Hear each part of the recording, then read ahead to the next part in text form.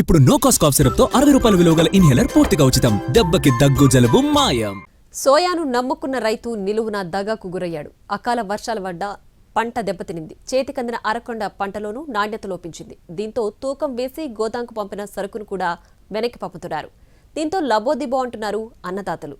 ఆదిలాబాద్ జిల్లాలో సోయా రైతుల దయనీయ పరిస్థితిపై రిపోర్ట్.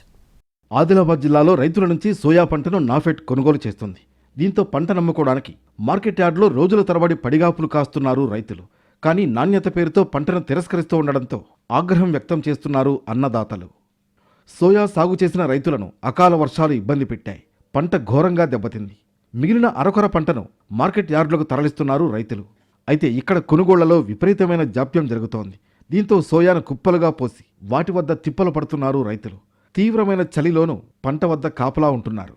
అధికారులు తూకం వేసి బ్యాగులకు లేబుల్స్ అంటించి గోడౌన్కు తరలించాక నాణ్యత లేదని తిరస్కరిస్తున్నారు.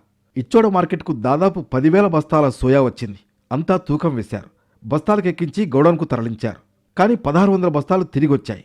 దీంతో తమకు కూడా అటువంటి పరిస్థితి వస్తుందని భయపడుతున్నారు చాలామంది రైతులు. సోయాను ప్రైవేట్ వ్యాపారులకు ఎంతో కొంత కమ్మేస్తున్నారు.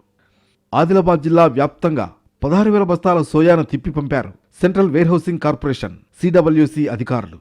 ఆదిలాబాద్, ఇచ్చోడ, బోధ్, నేరడిగొండ, బేలా, జైనాథ్ మార్కెట్ యార్డుల్లో సోయా తిరస్కరణకు గురైంది. వర్షాలే ఈ పరిస్థితికి కారణమంటున్నారు అధికారులు. పర్సెంటేజ్ అనేది పెరిగింది. మనకున్న ఎఫ్ఏక్యూ నామ్స్ ప్రకారం 3% డ్యామేజ్ పర్సెంటేజ్ ఉంది. కాకపోతే రైతుల దగ్గర నుంచి ఏదైతే వస్తుందో అది 10% డ్యామేజ్ ఉండడం వల్ల మనం సోయాబీన్ కొనలేకపోతున్నాం. కేంద్రాలలో కొన్న సోయాబీన్ కూడా అక్కడ టెస్ట్ చేస్తే మనకి చూడడానికి మంచిగానే కనిపిస్తుంది. కాకపోతే అందులో 90% మంచిగా ఉంటుంది, 10% డ్యామేజ్ ఉంటుంది. దానివల్ల ఇక్కడ సిడబ్ల్యూసి వచ్చిన తర్వాత అనాలిసిస్ చేస్తే, ల్యాబ్ అనాలిసిస్ ఇట్లా చేస్తే 10% డ్యామేజ్ వస్తుంది. దానివల్ల రైతులు ఇబ్బంది పడాల్సి వస్తుంది. అందుకోసం రిటర్న్ చేయాల్సి వస్తుంది. సోయా విషయంలో కేంద్ర రాష్ట్ర ప్రభుత్వాలు నెపాన్ని ఒకరిపై మరొకరు నెట్టుకుంటున్నాయి.